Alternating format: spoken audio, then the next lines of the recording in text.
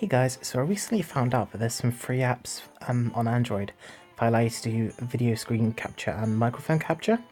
For some reason I always had it in my head that these things were very exclusive to PCs and that it would require a lot more, but just a free app, so I thought I'd give it a go, and to give a bit of a playtest I thought I'd show you some Hearthstone.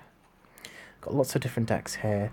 What I'm going to do is I'm going to show you what's probably the most prevalent deck in Standard, which is Pirate Warrior. Pirate Warrior is basically, if you've ever played anything like Magic the Gathering, where they have goblins which run in really fast and that deal a lot of damage but then can run out of steam. It's pretty much what Pirate Warrior is, but the way it adds up is you're more than likely to deal lethal damage before you run out of steam. It's not a given, and in mirror matches where you're playing the same deck it's not as fun, and just various things can go wrong. Or in this instance, where I'm facing a priest, where they can heal themselves, it means I'm at quite a bit of a disadvantage. But we're still going to try nonetheless. So I'm going second. I get to draw 4 cards. I get to decide which ones I want to put back, which is only that one. There we go.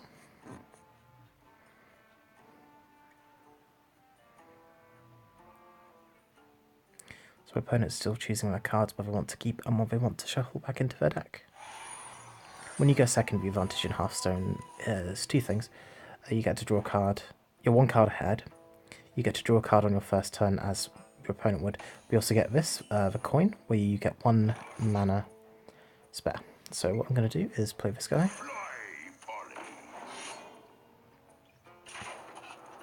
And what happens is when you play a pirate, this pirate leaps out of your deck, comes into play. I'm also going to use my 1 coin to use upgrade, which turns my little pirate hook that this guy granted me into a bigger weapon, and hit for an additional 2. Good thing about that is a lot of my creatures are based around the power of my weapon, so my weapon's gone up to strength 2, which means this guy's now gone down to only costing 2, and this one will get a +2 bonus to its attack from the weapon. So let's play that one. So now I got a 2 cost for free, which is very big.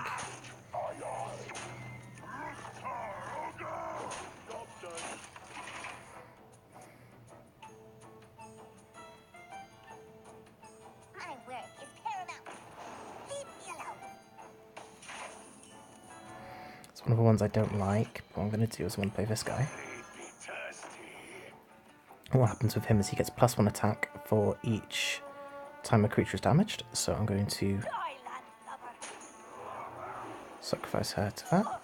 I'm going to hit him with my weapon.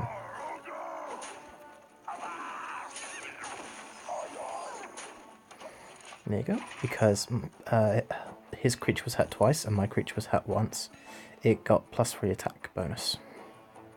Frothing Berserk is very powerful, but it's also one of the things that usually goes first. Right. What I'm going to do is I'm going to play Creature of Torn, which means that is the creature that has to get hit first, and I'm going to play another one of these to make for a little beefy creature.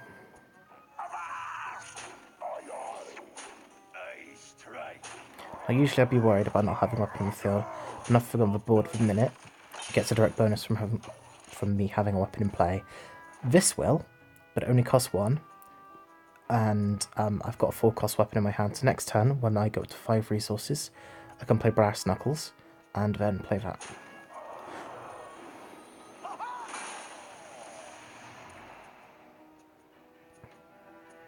So 2 creatures just took damage, my creature and his, which give this an additional +2 bonus, and now he's placed Shadow Word Death on it, which is one of the things I was worried about. Shifting Shade creates a copy of a card from my deck in his hand, and he got the pirate. What I'm going to do here, play Brass Knuckles. I'm going to trade that into that. Swing with Brass Knuckles. What Brass Knuckles has done is this pirate is now considered to be smuggling weapons, so it's got +1/+1 on each of its stats. When I play it, because I've got a weapon, it gets an additional +2 attack. So now it's bigger than that weapon can add. With any luck, I should have this one next turn. He could Holy Nova, I think, which would kill some of my things. But I've got this guy Leroy Jenkins, who's sort of a double-edged sword, where he can charge in and deals 6 damage, but he's only got 2 health and gives your opponent 2 1/1 dragons, which is a reference to the early internet meme of, well, just look up Leroy Jenkins. Oh, there you go. He had nothing in his hand, nothing he could do, so he conceded. There we go.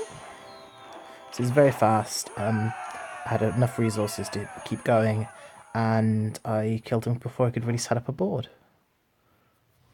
So what I'm going to do now as well, while I'm here, is I have a lot of gold from completing quests. So this is money that you earn just by playing the game. So this will come out soon. So when Angora comes out, I'll open my booster packs there. What I'll do is I'll buy 3 booster packs. It's 300 gold.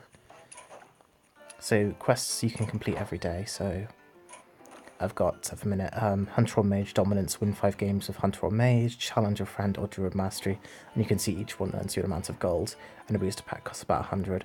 You get 1 quest each day, but I haven't done any quests for a little while, so I've got 3 at the minute. And as you can see, like, it costs 100 gold for a booster pack, and, yeah, some quests. So you'd have to win 2 days worth of quests to get 140 gold, sorry, 120 gold, which would, yeah, which would not be enough. Which would be enough for 1 booster. So 2 days equals about 1 booster, but some quests will only be about 40 gold each. Like I've got these packs here, which I can't open until the new set comes out. It's sort of a pre-order. So you drag booster from one side to the other.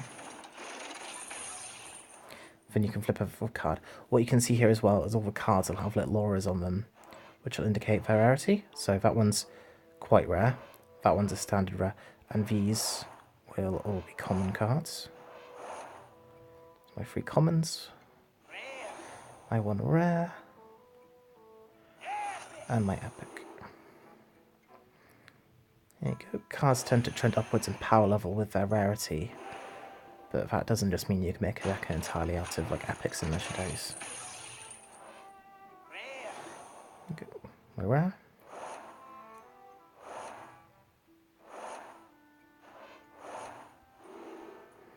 That's 5 cards there. You're always guaranteed 1 rare, and you can get anything higher, so epics, legendaries, that sort of thing.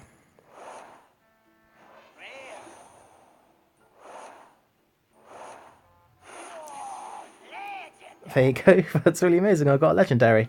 Auction Master Beardo, there you go, a bit of a weird one. This one's one of my favourite cards of the minute. There's sort of like a mobster theme going on. And yeah, he's part of that, and he's a Murloc, which is this race of like fishy doofuses. Imagine like for goblins, like for the sneaky comedic effect characters, but for Hearthstone and World of Warcraft. So yeah, quite chuffed with that one, because I've got a legendary which are really hard to find, and I've got my rare, and the rare's a good one as well. It evolves quite useful. So thank you very, very much for going through this with me, and I hope you have a wonderful day. Thank you and bye.